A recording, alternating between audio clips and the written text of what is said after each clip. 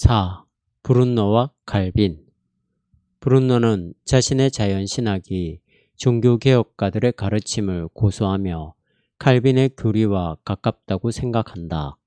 또 반대로 말해서 칼빈의 교리가 하나님의 형상의 형식적 측면을 말하는 자신의 주장과 비교적 비슷한 바가 있다고 생각한다.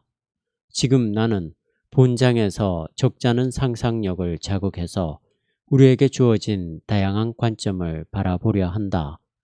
브룬너가 맞는 말을 했다면 말이다. 나는 지금 로마의 몬테핀치오에서 창문을 열어놓고 앉아있다. 저 멀리 성 베드로 사원도 상당히 똑똑히 보인다. 물론 나는 브룬너의 의견이 종교개혁가들의 가르침을 고수한다는 가정하에 말하고 있다. 내가 개인적으로 존재 유비에 대해서는 아닐지라도 이제 최소한 저쪽 베드로 사원 위에 동상으로 서 있는 성자 중 한 분에게 대화를 요청할 수 있고 해야 하는 것이 아닐까.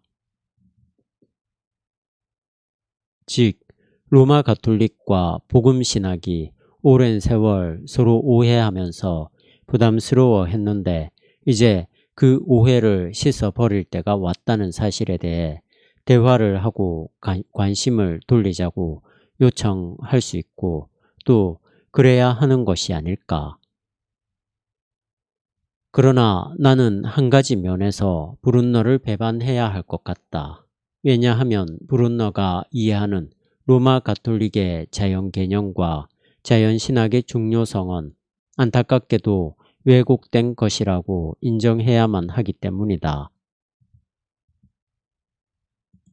아퀴나스나 바티칸 칙령의 형성에 관해서 조금이라도 공부했거나 학식을 가진 로마 가톨릭 신학자들과 이 문제에 관해서 논의해 본 적이 있다면 다음과 같이 말하지는 않을 것이다. 즉, 로마 가톨릭 교리에 따르자면 왜곡되지 않은 자연신학이 있고 그래서 계시신학과 별개로 굳건한 토대를 가진 자기 충족적인 이성적 체계를 가진 자연신학 속에서 죄는 아무런 영향도 미치지 못한다고 말이다. 어떻게 브룬너는 로마 가톨릭 교리를 이렇게 이해할 수 있었을까? 자연신학은 오직 이성을 통해서 나온다. 그리고 여기에서의 자연, 즉 하나님의 창조 질서는 전적으로 그리고 적절히 이해되며 접근 가능하다라는 이해를 할 수 있었을까? 신학을 이해하는 로마 가톨릭 신학자라면 로마 교회의 입장을 논의의 근거로 삼는 브룬너의 견해를 거부해야 하며 당연히 그럴 것이다. 그 가톨릭 신학자가 독일, 프랑스, 벨기에 등에서 최소한 부분적으로라도 가톨릭에 대해 개신교 신학의 반대 입장을 명확히 표명하는 그 사람들과 행보를 같이 하기 때문이 아니다. 그 가톨릭 신학자는 단지 토마스 아퀴나스의 신학에 영향을 받은 로마 가톨릭 신학의 입장과 다르기 때문에 거부할 것이다.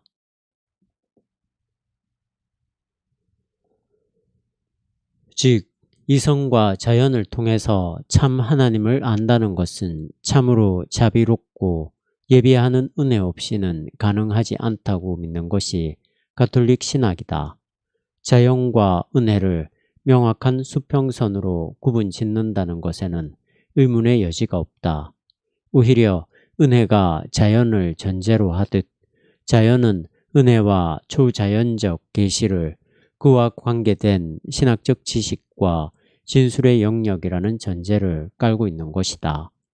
로마 가톨릭에 따르면 은혜가 배제된 이성이라는 것은 중병에 걸려 어떤 진지한 신학 작업도 할 수 없다. 단지 신앙의 빛에 인도되거나 최소한 잠시라도 빛을 쬐었을 때 이성은 하나님과 인간과 세계에 관해 말할 수 있다. 가톨릭의 교리에 따르자면 하나님과 인간과 세계는 계시의 항목일 뿐만 아니라 이성의 진실로 받아들여진다. 어거스틴 아퀴나스 학파에서 주장하는 은총론과 이 학파와 연속성에 있는 로마 가톨릭 교회의 지식론 중 그 어느 것도 몇몇 개신교 논쟁가들의 주장처럼 그렇게 엄정한 펠라기우스주의는 아니다. 이는 지나치게 단순화했거나 자신들의 약점을 감추려 하기 위한 것이다. 개신교 측의 조심성 없는 사람들은 아래의 사실을 좀 잘 알아두어야 할 것이다. 로마 가톨릭과 신개신교에서 공통으로 이해하고 있는 자연과 은혜의 체계적 협력에 관한 견해를 연구하는 데 필요한 진지함과 심오함, 또 이 사고가 가지는 긴급함 등에 있어서 가톨릭이 개신교를 능가하게 된 것이 그렇게 갑작스런 일은 아니다.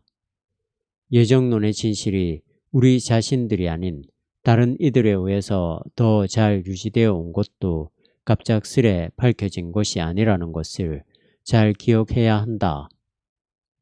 이것은 필자 스스로도 이 논쟁의 파트너에게 동의했어야만 했던 점이다. 로마 가톨릭 교회의 현재 권위 있는 신학적 입장에서 말하는 자연신학은 브룬너나 다른 이들이 말하는 그런 것이 아니라는 것은 분명하다. 하지만 이것을 제외한다면 논쟁은 아주 만족스럽게 많은 가능성을 가지고 진행될 수 있었으리라. 브룬너의 자연신학이 종교개혁의 가르침을 따른다고 가정하더라도 나는 이제까지 그가 생각한 자연신학에 대한 복음적, 개혁신학적 견해는 잘못된 것이라고 베드로 성당 위의 성자에게 설명할 수 있다. 내가 보기에 이처럼 잘못된 인상은 루터의 로마서 주해와 같은 곳에서 나타나는 거친 표현 때문인 것 같다. 또 브룬너가 칼빈을 이해한다고 생각하는 것, 또 요즘 개신교 신학자들의 편파성과 일방적인 주장 때문이기도 하다. 나는 브룬너에게 이렇게 말하고 싶다. 이제까지 당신은 복음적 교리에 따라 하나님을 알기 위해 이성의 도움이 필요하다는데 의심을 품지 않았을 것이다. 물론 자비롭고 예비하시는 은혜의 사역이 먼저 있었다는 점은 고려하지 않은 채 인간의 의지가 하나님의 명령을 수행하는데 동력자가 된다고 생각했을 것이다. 지금까지 당신은 솔직히 이렇게 믿어왔다. 복음주의 교리를 따르면 인간의 의지가 하나님 앞에서 의를 행할 수 없듯이 인간의 이성은 하나님의 명령을 수행할 수 없다. 또 우리 개신교 교리에 따르면 빛과 자유는 오직 믿음, 즉 예수 그리스도 안에서만 나타난다. 그러나 이제까지 당신은 두려움으로 이러한 말들을 외면하고 오히려 반대로 인간이 이곳에 낮아져 있다는 거의 만이교적 주장을 하며 하나님이 우리에게 놀랍고도 위험한 방법으로 멀리 있는 알 수 없는 존재가 되어버리는 주장을 해왔다. 이제 당신은 우리가 처한 입장과 그에 따른 논쟁을 벌일 수 있으며 진정 버려야 한다. 사실 진정한 자연신학은 그리스도가 인간의 눈을 열었을 때에만 존재한다는 점을 우리들이 강조했던 것은 사실이다. 자연법은 성경을 통해서 완전히 명확하게 되어진다. 창조와 자연의 규례가 죄로 인해 흐려졌고 그리스도를 통해서 다시 알려져야 한다. 그러나 이 모든 것들은 당신이 자비로운 은혜를 통한 이성의 조명 등 이미 당신이 알고 있는 것, 또 당신이 이 상황에서 흔히 말하던 것과 일치하는 것들이 아닌가. 우리는 인간이 타락했어도 아직 이성적 천성과 영생, 문화를 가꿀 능력, 양심, 책임감과 하나님과의 관계 등을 지니고 있다고 생각하는 점에는 일치한다.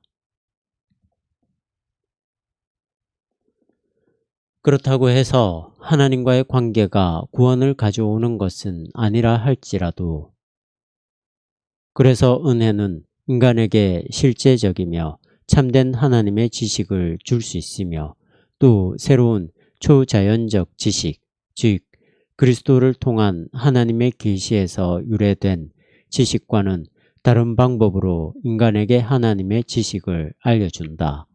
그 형식은 이런 방법으로 채워지므로 우리는 이렇게 말해야 한다. 이것은 참으로 새로워졌다. 그러므로 우리는 계시의 신학과 나란히 진정한 자연신학을 가지고 있으며, 그것은 우리가 성서를 통해서 알게 된 하나님에 관한 지식을 보충해주는 중요한 것이다. 또 우리는 이 보충적 지식을 우리의 윤리에 폭넓게 적용할 수 있는 기회를 상실하지 않을 것이다.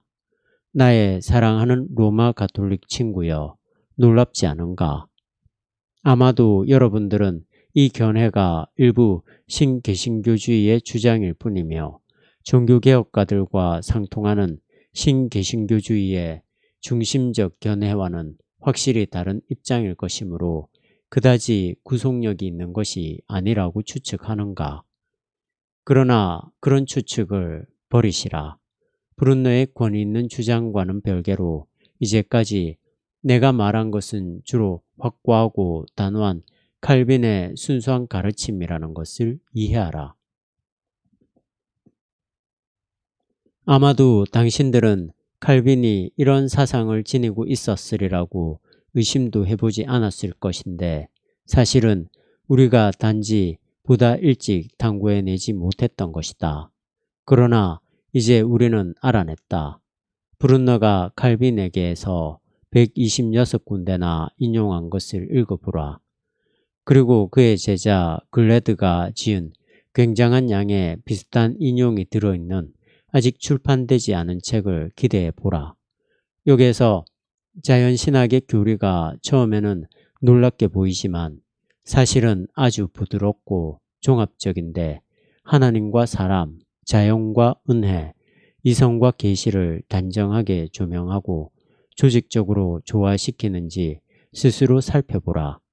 그리고 당신도 이제 칼빈이 말했다면 누가 의심하겠는가마는, 당신도 이제 이 교리가 종교개혁의 가르침을 고수하며 복음주의의 교회의 진정한 가르침이라고 자기 자신을 설득할지도 모른다.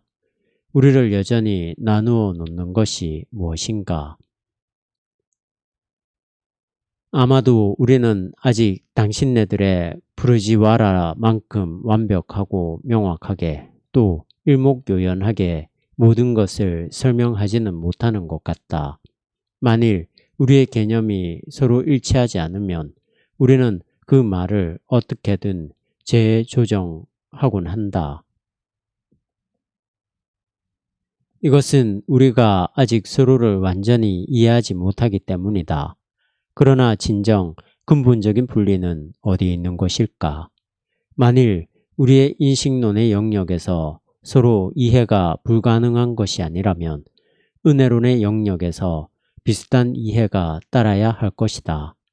아마도 여기서 우리에게 필요한 것은 조용히 서로의 말에 귀를 기울이는 것이리라. 그렇게 할 때 우리가 이 문제에 있어서 서로의 의견차가 그리 크지 않다는 것을 알게 되지 않을까? 얼마나 큰 기대인가? 얼마나 큰 희망인가? 물론 독일의 기독교인들은 종교개혁의 가르침을 고수하는 새로운 견해가 있다는데 기뻐하고 있다. 물론 우리는 이 새로운 견해를 이해하지 못한 일방적인 사람들이 받아들이는 것보다 훨씬 더 그들의 입장에 동조할 수 있으며, 사실 한편으로는 동조하라는 강요를 받기도 한다. 그러나 내 생각에 이것이 여러분들을 괴롭히지는 않을 것 같은데, 그러나 핀치오 언덕에서 바티칸에 말하는 기분으로 나는 이렇게 말했어야 했다. 만일 브룬너의 개혁신학자, 특히 칼빈에 대한 주장이 질서정연만 했더라면. 그러나 나는 위에서처럼 말할 수 없었다. 브룬너의 주장은 도대체 질서란 것이 없기 때문이다. 브룬너의 글에는 많은 놀라운 점들이 있지만 가장 놀라운 것은 그가 감히 칼빈이란 인물을 등장시켰다는 것이다. 정말이지 브룬너가 역사적인 주장을 끌어들임으로써 자신의 글과 우리의 논쟁을 힘들게 할 필요가 있었던 것일까? 그의 주장이란 것이 혼란스러운 만큼이나 놀랍지 않은가? 하여간 이런 벌어졌고 제기된 질문은 싫든 좋든 다뤄야만 한다. 보다 엄밀하게 말해서 나는 칼빈 연구가가 아니며 이 글에서 칼빈을 연구하는 것이 목적이 아니므로 나는 나의 동생인 피터 바르트에게 다음과 같이 부탁했다. 울프가 테올로지체 엑스텐즈 헤우테지 6호에 루터를 소개했던 것처럼 독자들에게 칼빈의 자연신학 문제를 별호로 다루어 달라고 말이다. 피터 바르트가 에벤겔리시체 테올로지에 기고한 칼빈 강요에 나타난 일반 계시와 특별 계시란 글은 지금도 읽을 만한 가치가 있는 것이다. 이 글은 에밀 브룬너의 논문을 염두에 두고 쓴 것이다. 비록 이 글이 전적으로 브룬너의 입장을 다룬 것은 아니지만 말이다. 브룬너의 칼빈에 관한 이해를 반대하는 나의 지금까지의 입장을 잠정적으로 요약해 보자면 다음과 같다. 내가 보기에 무엇보다도 교리사에 있어서 종교개혁가들의 위치를 충분히 이해하지 못한 데 근본적인 원인이 있는 것 같다. 자연신학의 문제와 연관해 볼 때 개혁가들의 위치는 그 당시에 가톨릭의 신학적 규정에 따라 로마 가톨릭과의 논쟁 속에서 후기 유명론의 매우 의문스러운 주장들에 직면해 있었다는 사실에 의해 특징 지워진다. 그들은 보다 세련된 조직적 방법론과 성 토마스 아퀴나스가 발전시킨 원칙과의 조화를 몰랐거나 알았다 해도 비상적으로 알았던 것 같다. 은총은 자연을 파괴시키는 것이 아니라 미리 준비하고 완성한다. 거룩한 마리아, 지혜의 여신, 우리 자리를 인도하시는 수호의 영이 다시 한번 말씀하시기를. 마찬가지로 역사적인 입장을 다음과 같이 말할 수도 있으리라. 종교개혁가들은 그들 자신이 그처럼 기대고 있는 어거스틴조차도 상당한 정도는 로마 가톨릭 신학으로 다루어져야 하며 그를 다루는 데 있어서 유보해야 할 면이 있다는 사실을 알아채지 못하고 있었다. 그래서 그들은 로마 가톨릭이 성 토마스 아퀴나스를 재발견한 이후 자신들의 개념을 둘러싸는, 내용적으로는 변함없이 자신들의 개념을 둘러싸는 것을 배운 후에 자신들의 영역을 차지하리라는 것을 예상할 수 있는 입장이 아니었다. 왜냐하면 이 개념의 내용은 이상주의자들의 형태, 즉 세속화된 아퀴나스주의인데 원래의 관계가 어떤 것인지 알려지지 않은 채로 들어있어서 현대 개신교가 주장하는 교리의 일부가 되었기 때문이다. 우리가 진정 로마 가톨릭과 신개신교주의의 입장에 대항해서 종교개혁가들의 입장을 고수하기 원한다면 단지 루터와 칼빈의 말만 되풀이해서는 안 된다.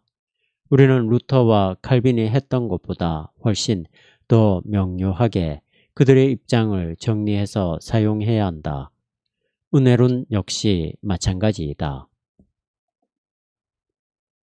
예를 들면 의인화와 성화의 관계를 정의하는 것에도 해당된다.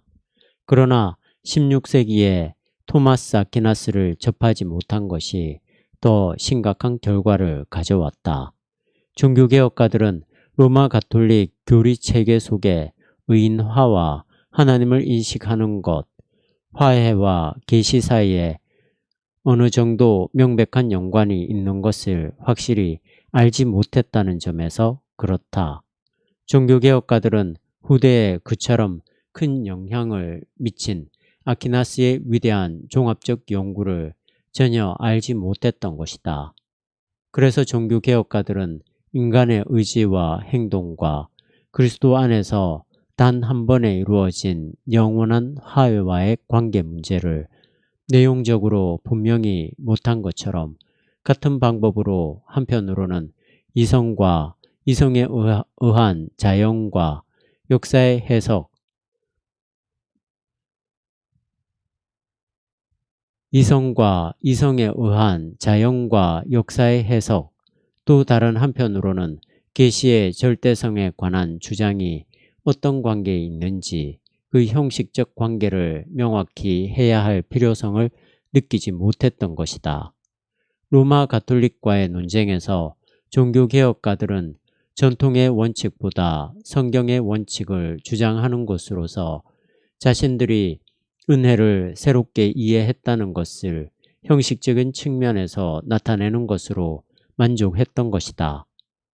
이런 방향에서 몇몇 주장을 한 이 외에는 복음주의와 로마 가톨릭이 이전에 동의하지 못했던 것에서 파생된 신인식의 차이점을 특징으로 내세우거나 강조하지 않았다.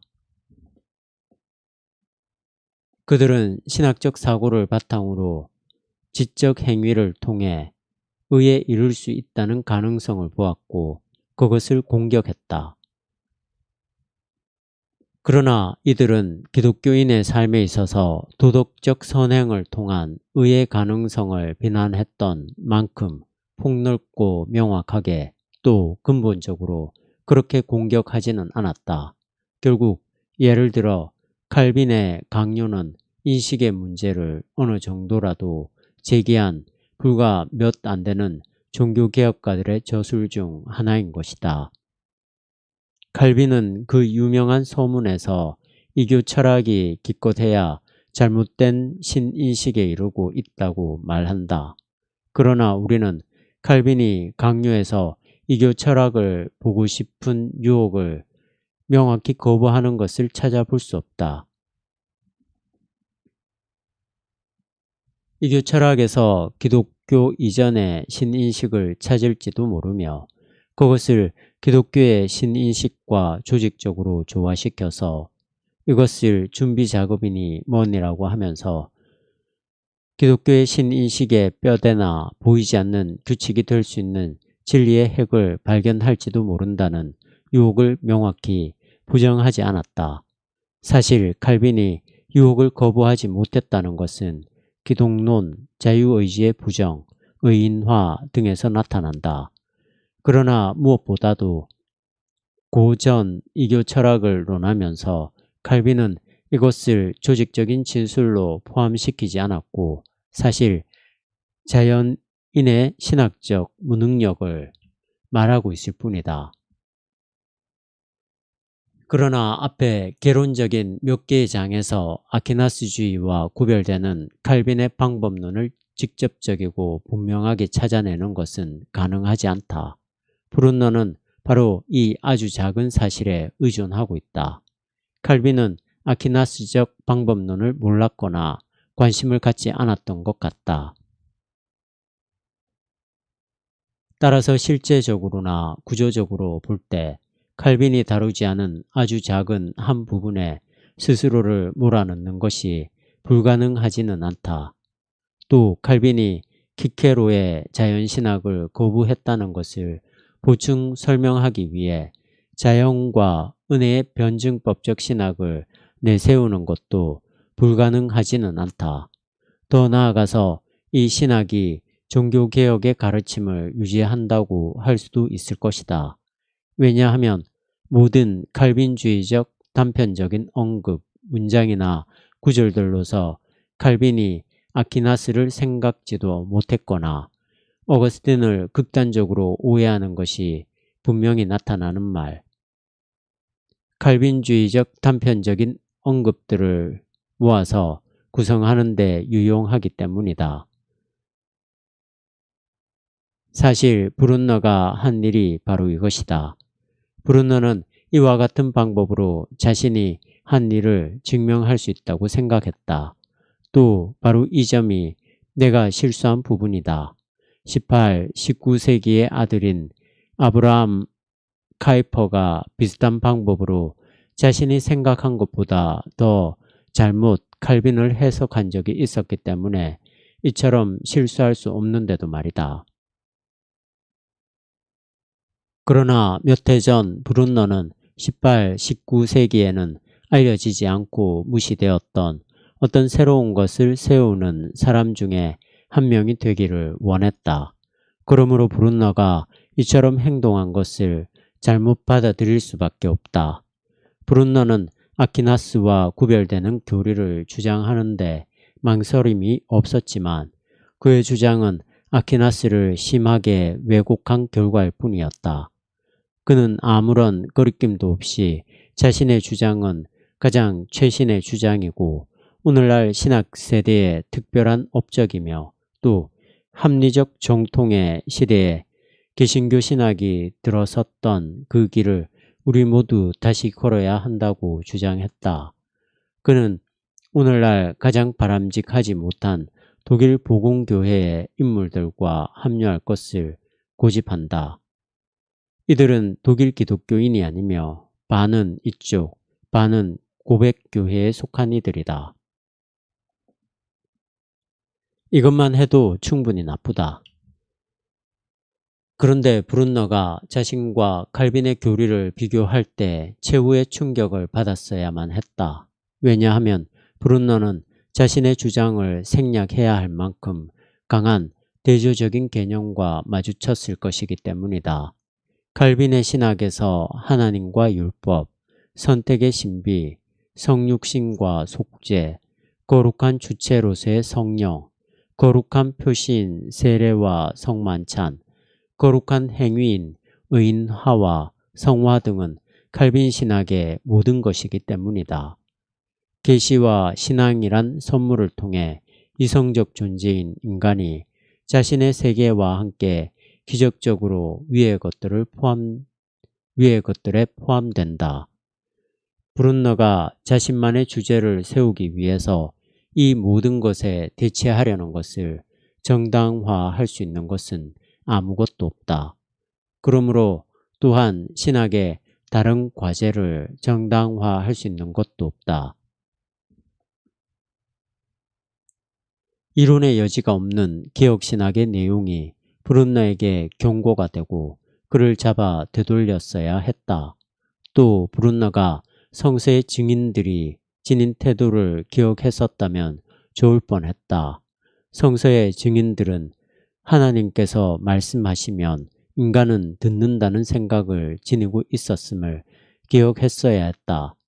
또 하나님께서 주시면 인간은 받는다는 것, 하나님께서 행하시면 인간은 자신의 중요성, 자연인이든 속죄받은 인간이든 자신의 중요성을 생각함 없이 임의로 결론을 내려 하나님이 인간에게 하신 말씀을 자신에 관한 인간의 언어로 바꾸지도 않고 따라서 기독교와 이교신학의 공통적인 토대로서 존재의 유비가 있다고 주장하지 않고 신 앞에 나와야 한다는 것을 브룬너는 기억했어야 했다.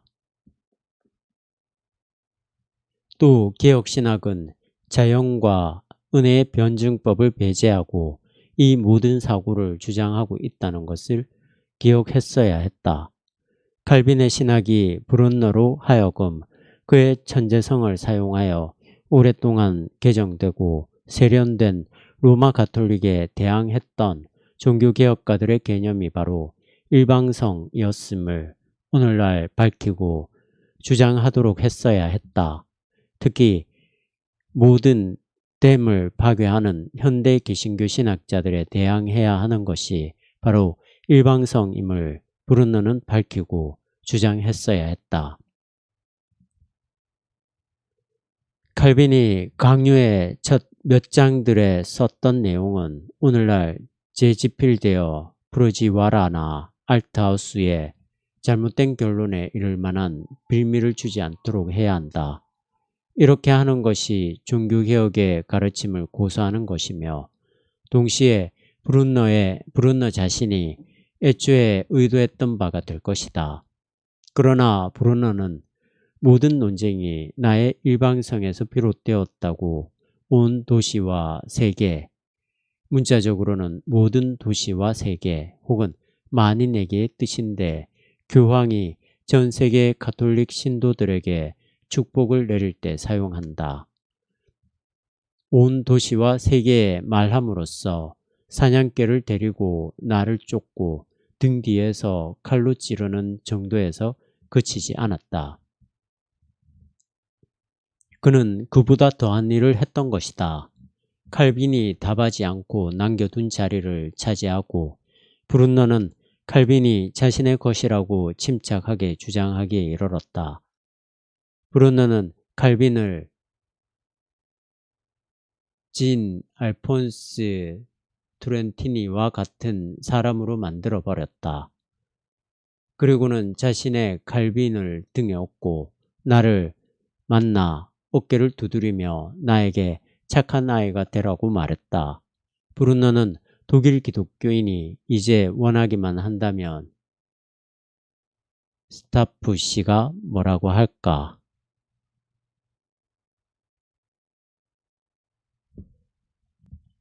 브룬너는 독일 기독교인이 이제 원하기만 한다면 루터뿐만 아니라 칼빈까지도 자신들을 뒷받침할 근거로 인용할 수 있게 한 것이다. 내가 지금까지 브룬너를 용서할 수 없는 이유는 바로 그가 이 모든 일들을 저질렀다는 사실 때문이다. 그러나 브룬너가 칼빈에 대하여 주장한 것은 타당성이 없다. 내가 브룬너가 칼빈에 대해 인용한 것을 살펴본 바로는 사실 브룬너의 문맥과는 아주 다른 내용을 담고 있다. 그것이 브룬너의 문맥을 뒷받침하려고 인용된 것이었는데도 말이다. 이것을 구체적으로 또 전체적인 의미에서 명확히 하는 것은 피터 바르트의 일이 될 것이다. 여기서 나는 내가 제한적으로 알고 있는 바에 근거해서 몇 가지만 언급하려 한다. 1. 칼빈이 창조에서 주의 이중적 인식을 말한 것은 사실이다. 그러나 칼빈은 브룬너와는 달리 로마서 1장 19절 이하, 2장 14절 이하, 사도행전 14장 15절 이하, 17장 24절 이하에 나타난 만큼만 피조물을 통해서 자연적으로 하나님을 알 수 있다고 했다. 칼빈은 이것이 인간이 지니고 있는 능력으로 신앙에 의해 재건되어 계시와 그리스도 안에서의 삶을 위한 접촉점이 되리라고 생각하지 않았다. 칼빈은 모세의 창조기사 전승과 시편 19장, 104장을 성경 외에 성경을 보충하는 계시의 근거를 이성과 역사와 자연 속에서 찾으라는 뜻이라고 생각하지 않았다. 또 칼빈은 이것이 어떻게든 독립적인 위치를 차지하는 권위 있는 근거로서 보조적인 기능이라도 할 수 있는 여지를 허용한 바도 없다. 과거부터 현재까지의 모든 신학자들과 마찬가지로 우리는 성경 본문에서 도출되지 않은 사고가 성경 주위에 어느 정도 긍정적인 영향을 준다고 인정하고 있는지 끊임없이 생각해 보아야 한다. 그러나 칼빈이 조직적으로 이러한 입장을 정당화하려 했다고 볼 수는 없다. 칼빈은 기독교인이나 이교도나 성경 외에 계시의 권한은 없으며 그의 신학이 원칙적으로 성경의 해석일 뿐 인류학이나 역사 철학이나 자연의 연구가 아니라는 것을 부정할 수는 없다. 2. 자연인이 창조에서 참 하나님을 제대로 알 수 있다는 가능성은 칼빈에 따르면 원칙에 있어서의 가능성일 뿐 사실상 우리가 실현할 수 있는 가능성은 아니다. 이것은 하나님이 창조하신 객관적 가능성일 뿐 인간에게 허용된 주관적 가능성은 아니라는 것이다. 원칙적인 가능성과 실제적인 가능성 사이에 타락이라는 변함없는 사실이 있다. 따라서 이 가능성은 단지 가설로만 논의될 수 있다. 만일 아담이 타락하지 않았더라면 하는 생각은 가설일 뿐이다. 따라서 인간은 부분적으로만 이 가능성을 갖지 못한 것이 아니라 이 가능성을 전혀 갖지 못한 것이다. 우리는 앞을 보지 못한다. 이는 계시가 희미하기 때문이 아니라 우리가 모두 미쳤기 때문이다. 우리는 이 문제에 있어서 의지뿐 아니라 능력도 상실했다. 주석 고린도전서 1장 21절. 이것은 그리스도에 의해 눈이 열린 자에게도 마찬가지 사실이다. 나는 칼빈이 강요의 서문에 밝힌 대로 그리스도를 믿음으로써 교정된 자연 지식을 유지하면서 하나님, 세계, 인간에 관한 플라톤적이고 키에르케고르적인 철학적 본질에 관한 논의를 계속하는 것을 전혀 찾지 못했다.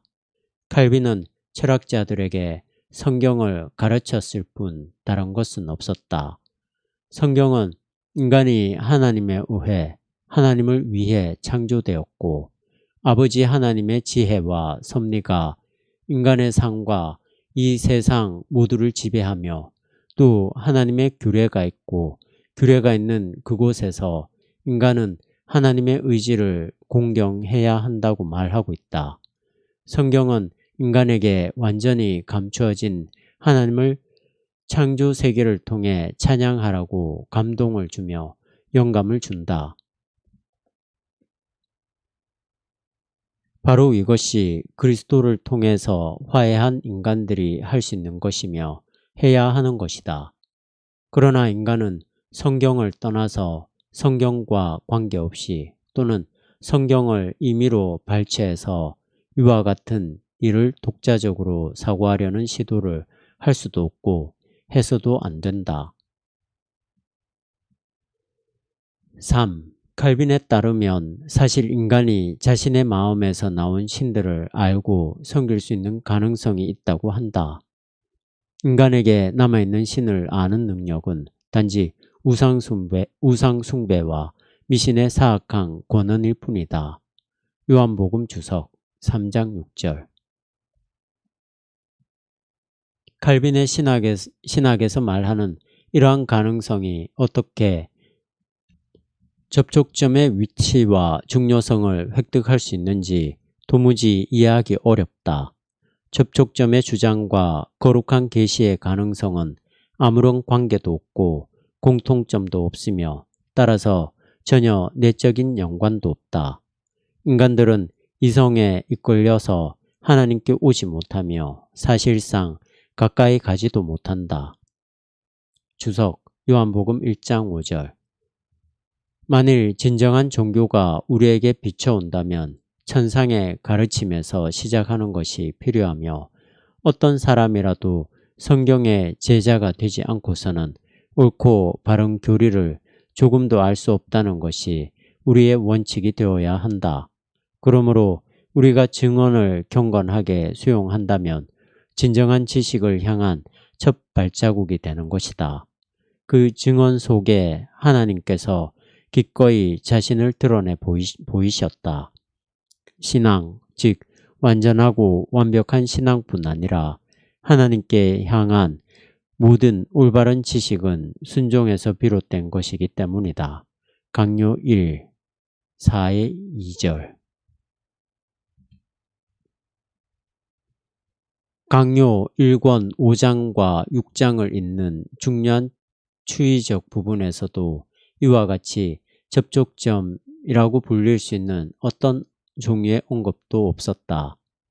만일 여기에 언급된 내용을 한 단어로 표현하고자 한다면 그것은 거부일 것이다.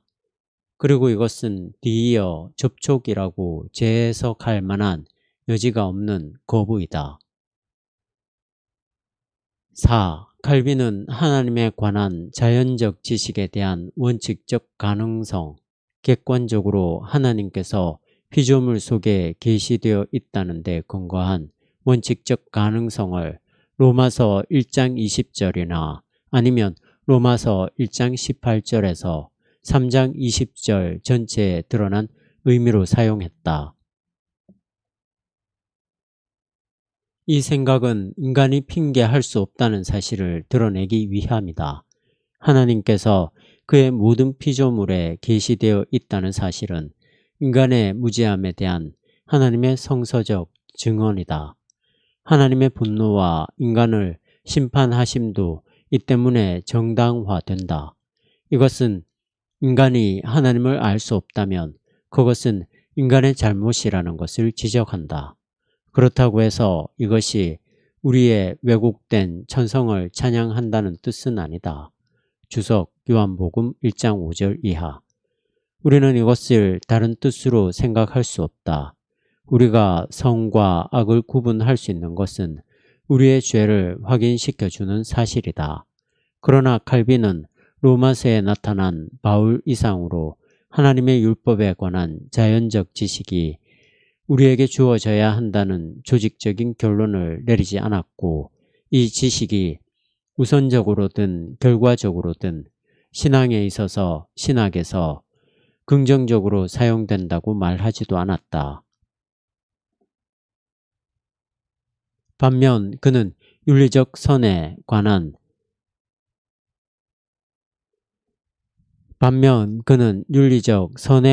지식이 인간의 능력에 의해서 얻어진다는 것을 명백히 부정했다. 칼빈은 구원을 받는 자들에게서조차 윤리적 선은 매일 새롭게 되는 은혜라고 설명했다. 사실 강요 2 18장 25절에 관해서 다양한 해석을 할 수 있는지를 볼 필요조차 없다. 우리는 브룬너가 주장하는 형상의 세계와는 멀리 떨어진 세계에 있다. 5. 칼빈에 따르면 그리스도 안에서 알 수 있는 하나님 안에 창조 속에 있는 진정한 하나님도 포함되어 있다고 한다.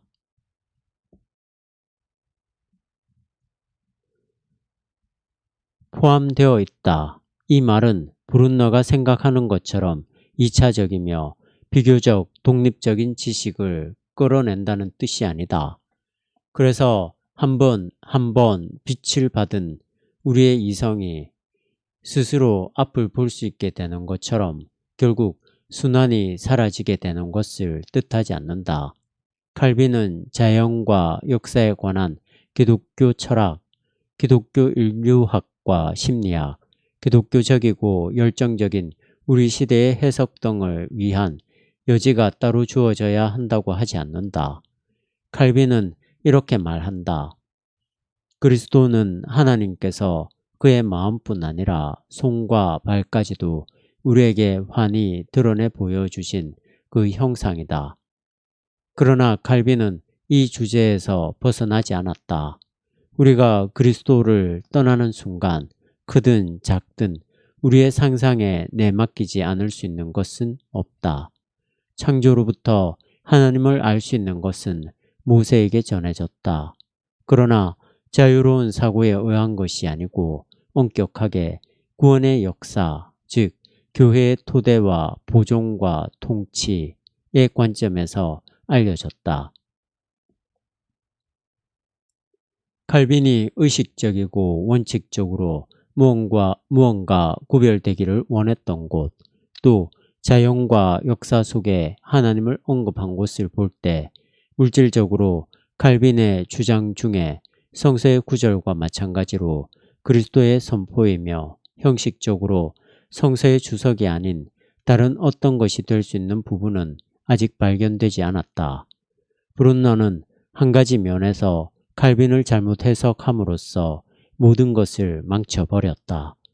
놀랄만한 냉철함과 집요함을 가지고 브룬너는 칼빈이 하나님에 관한 자연적 지식을 말할 때에 항상 어떤 제한 속에 있었다는 것을 간과하고 말았다.